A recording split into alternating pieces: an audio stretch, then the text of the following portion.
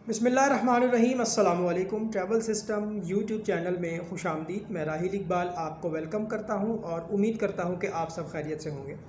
इस वीडियो में हम बात करेंगे जब हम किसी भी ट्रैवल एजेंट से वर्क वीज़ा परचेज़ करते हैं तो हमें किन बातों का ज़रूरी ख़याल रखना चाहिए। आप लोग देखते हैं फ़ेसबुक पर और व्हाट्सएप पर बहुत ज़्यादा इश्तहारात चलते हैं, एडवर्टीज़मेंट होती है और आप अखबारात में भी देखते हैं कि बैरून मुल्क मुलाजमत के मौक़े दरकार हैं। इस तरह की कुछ एडवर्टीज़मेंट जो है वो अक्सर आपकी नज़रों से जो है वो गुज़रती है।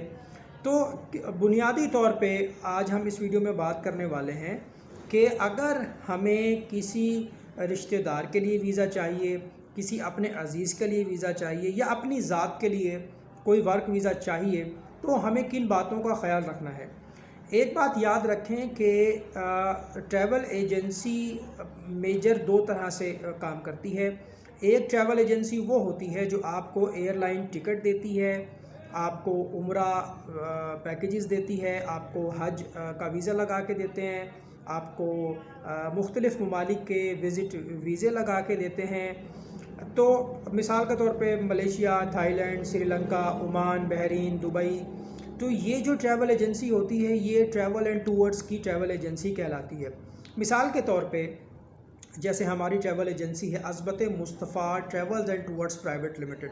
हम लोगों का जो बेसिकली मेजर काम है वो एक सर्विस प्रोवाइडर के तौर पर है और हम लोग airline ticketing, visa consultancy, visa advisory और उम्रा पैकेजेस का काम करते हैं। अच्छा, अब हमारे पास ओवरसीज़ एम्प्लॉयमेंट प्रोमोटर्स का लाइसेंस नहीं है, लिहाजा हम किसी भी किस्म का वर्क वीज़ा प्रोमोट नहीं कर सकते और ना ही हम अपने प्लेटफॉर्म से कोई वर्क वीज़ा एडवर्टीज़ करते हैं। यानी हम अपने पोर्टल से, अपनी ट्रैवल एजेंसी से किसी भी किस्म का वर्क वीज़ा जो है वो एडवर्टीज़मेंट नहीं करते, उसके इश्तहारात नहीं चलाते, क्योंकि एक हमारे पास ना तो उसकी डिमांड है और ना ही हमारे पास प्रोमोटर्स का लाइसेंस है।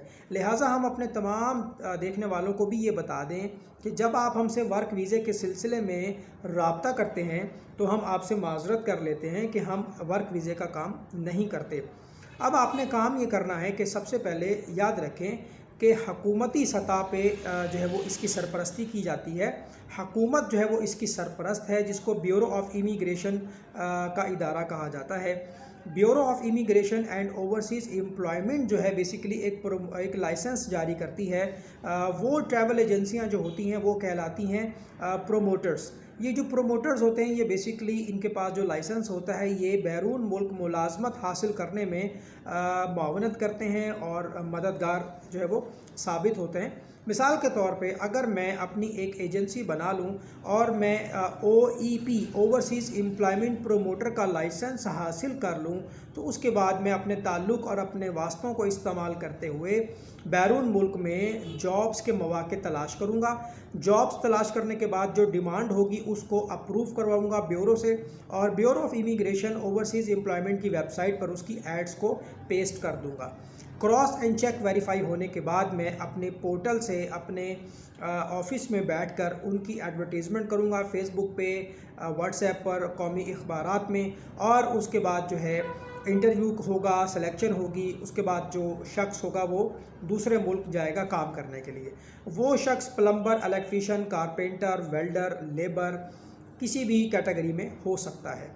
अब मकसद ये है कि फ़र्ज़ करें कि मैंने एक इश्तहार देखा है कि बैरून मुल्क में ऑटो इलेक्ट्रीशियन की जॉब्स दस्तयाब हैं, इलेक्ट्रीशियन की जॉब्स दस्तयाब हैं, बाइक राइडर्स की जॉब दस्तयाब हैं।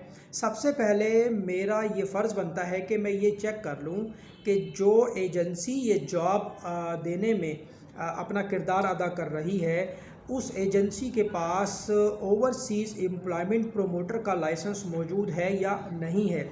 उस लाइसेंस नंबर को आपने चेक करना है ब्यूरो ऑफ इमिग्रेशन की वेबसाइट पे जाके।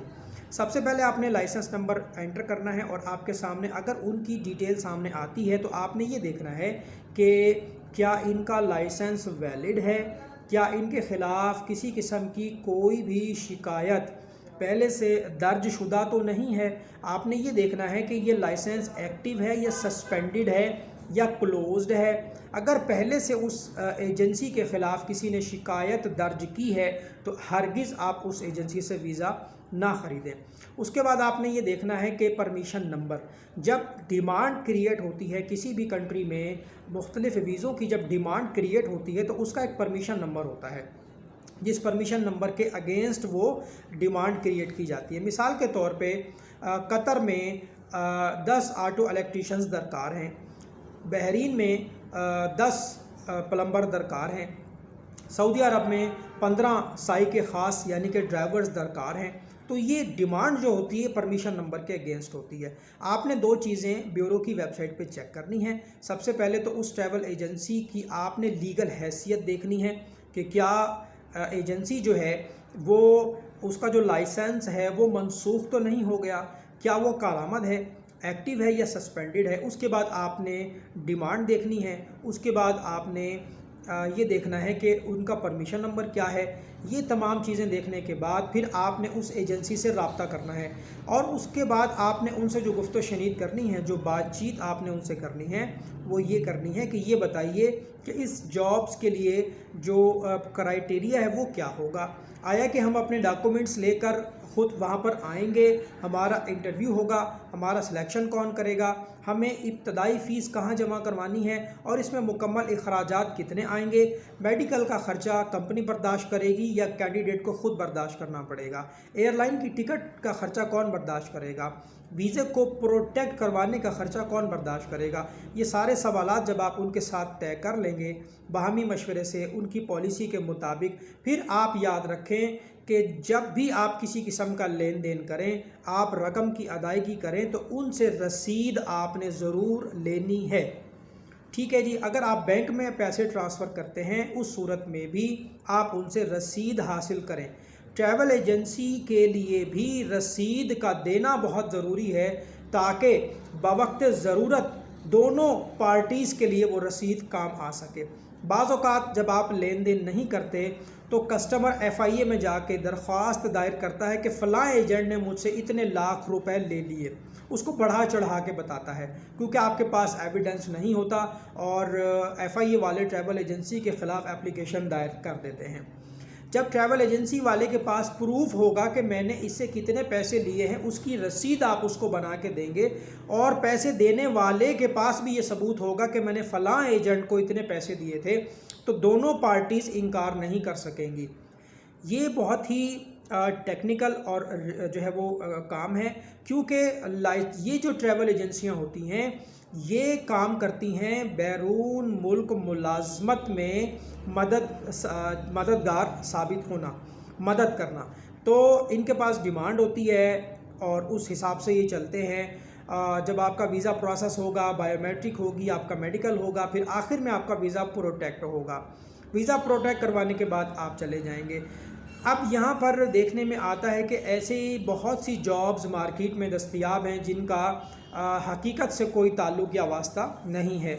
मिसाल के तौर पे आपने देखा होगा कि अक्सर इश्तहारात आते हैं कि हमारे मुअज़्ज़िज़ प्रिंसिपल को अरामको कंपनी में इतने जो है वो मुलाजिम या मुलाजमत के लिए पेशावर दरकार हैं, लेकिन दरअसल वो जो ऐड होती है वो झूठी होती है, फेक होती है। इसी तरह से अलमराई कंपनी में इतने लोग चाहिए। इसी तरह से खादमैन हरमैन शरीफैन के जो वीज़े हैं वो दस्तयाब हैं।